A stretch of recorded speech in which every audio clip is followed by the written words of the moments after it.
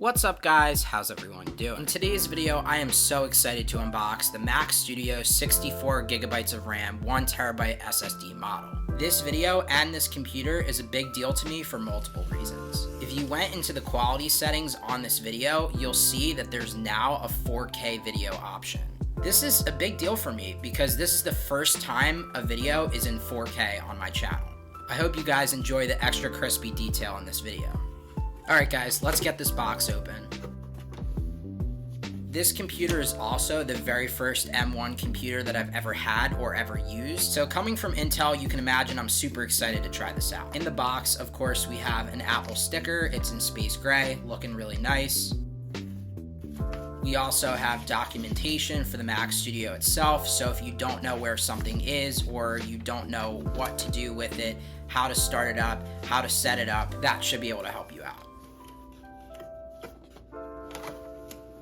Once we open the box, on one side we are presented with the Mac Studio itself. It took me a second to actually figure out how to open this and get the Mac Studio out, but basically the sides pull out and then you could just take the Mac Studio out. Unboxing an Apple product is really cool because I never thought that they would have packaged it like this. And first things first that I noticed, this thing has a decently high profile, so I am definitely going to need to rearrange my desk in order to actually properly fit this thing. Looking a little bit further inside the box, we can see we have a braided power cable, and that's really nice because that'll ensure that the power cable doesn't get tangled up, and it's just overall more durable. You never know with Apple, there could have been more things in the box, so I was just kind of inspecting the box, making sure that we got everything we needed to out of there. So let's go ahead and get this box out of here. And one thing you guys might notice right away is this doesn't come with a keyboard, with a mouse, with any external display. Those are all things that Apple would be more than happy to sell to you separately, but unfortunately, that does not come in the box. So just keep in mind that is something you're going to have to invest in: a keyboard, a mouse, and an external display.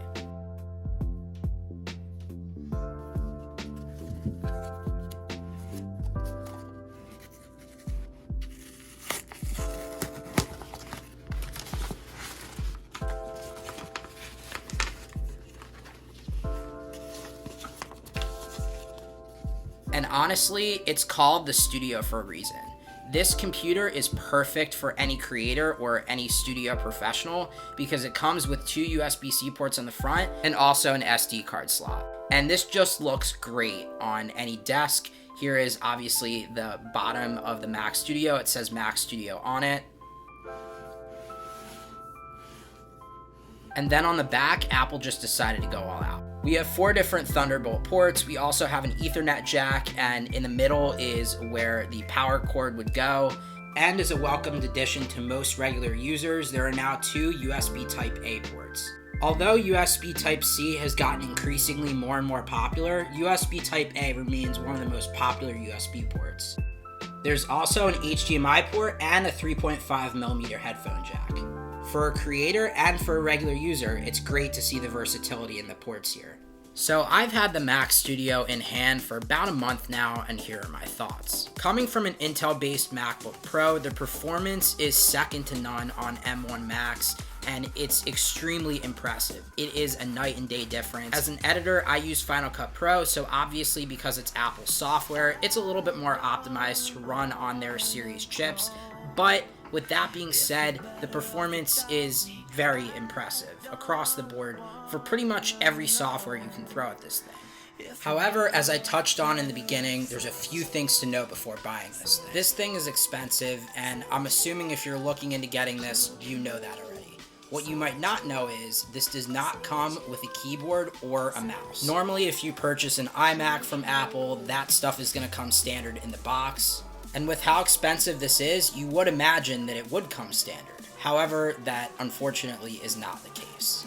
Also, because this isn't an iMac, a display isn't built in, so you have to get your own monitor. Of course, because Apple is Apple, they're charging ridiculous amounts of money for the display that goes with this, so you can find a relatively cheap monitor for a couple $100. It's also worth noting that this thing has a lot more ports on it to pick from, so if you're coming from a MacBook that has maybe 1 or 2 USB-C ports and you have to use adapters all the time, for this computer, you probably won't need any adapters. Also, while having an onboard SSD with a lot of storage is great, having an external hard drive also cuts the cost of this significantly. You can pick up a 1 or 2 terabyte external hard drive for a reasonable price.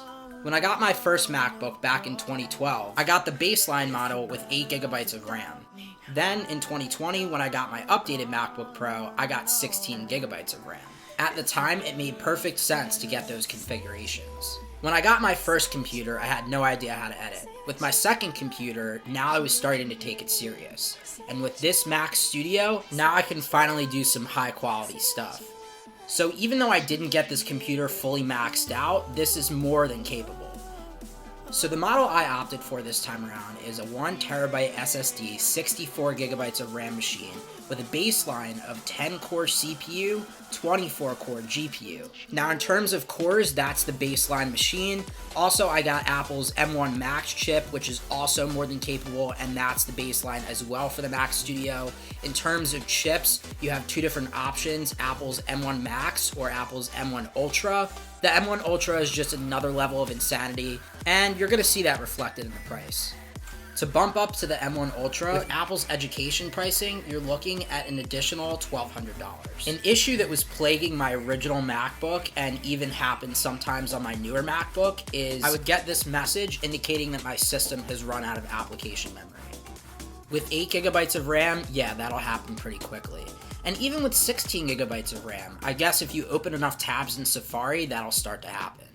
But with 64 gigabytes of RAM, yeah, those problems are now virtually completely gone. For the last decade, any Mac products I've owned have only ever been MacBooks. I always dreamed that I would have an iMac of my own. My first initial impressions of this are pretty interesting because even though it isn't an iMac and it doesn't have a display, regardless, this is going to take some getting used to because this isn't a laptop. This requires an external keyboard and a mouse that isn't attached to the computer itself. And while this thing is awesome, editing on a laptop is definitely a different experience than editing on a desktop computer. So if you're like me and you always edit from a MacBook, this is definitely going to take some getting used to.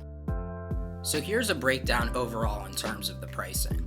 If you're a student, Apple has an education discount, so you actually can get this Mac Studio amongst other Apple products for a certain percentage off. Normally, the baseline model without any upgrades is going to set you back $2,000. However, with Apple's education discount, that actually ends up only being $1,800. So you're saving $200 here and there. For Apple's prices, that's pretty decent. With the education pricing stepping up from the M1 Max to the M1 Ultra is only $1,200. I say only $1,200, like that isn't still ridiculously expensive. But thankfully with this product, you do get what you pay for. So, is it worth it? The Mac Studio is a great machine, but it is by no means for someone that has never had a Mac before and really only needs a computer for note-taking and making a PowerPoint. Different computers serve a different purpose, and if you're watching this video, you're likely looking for a computer that has more power. Literally the only downside that Apple's M1 series has is that it isn't compatible with macOS's built-in boot camp feature. This means if you ever for some reason want to boot into Windows, you'll have to use a virtual machine instead of being able to dual boot directly into it. However, after a month of having this computer, I can 100% say it is a worthy upgrade for any professional, whether that's graphic design work, or video editing work, or even audio mixing and sound design work. This computer can do it all. If you want the power of an M1 machine but don't want to break the bank, Apple just released a new MacBook Air with an M2 chip. While not as powerful as something like the M1 Max, this will be a step up from any Intel-based Mac you have in terms of performance. The $50,000 fully spec'd out Mac Pro from only a few years ago still has Intel, and Apple hasn't updated it to run on their M-series chips yet. I know it sounds crazy, but I'd be very curious to know the performance comparisons between these, as Apple's M-series chips are insanely efficient and optimized to run like butter on things like Final Cut, but the result seems to be the M-series chips running circles around Intel. So, short story, M1 is a ridiculous night and day difference opposed to older Intel Macs, and I definitely recommend an upgrade at any price point if you're looking to take the performance of your machine seriously. So is the Mac Studio worth it? With the port selection you get and the performance crushing anything I expected with Intel, 100%. Anyway guys, that's pretty much going to do it for today's video. Hopefully at some point in the near future, I'll have a benchmark test with my M1 Max Mac Studio versus my Intel MacBook Pro. If you want that video, let me know down below in the comments. If you enjoyed this video, please hit that like button. It really does help. Also, go ahead and hit that subscribe button and turn on post notifications so that way you never miss out on a brand new upload.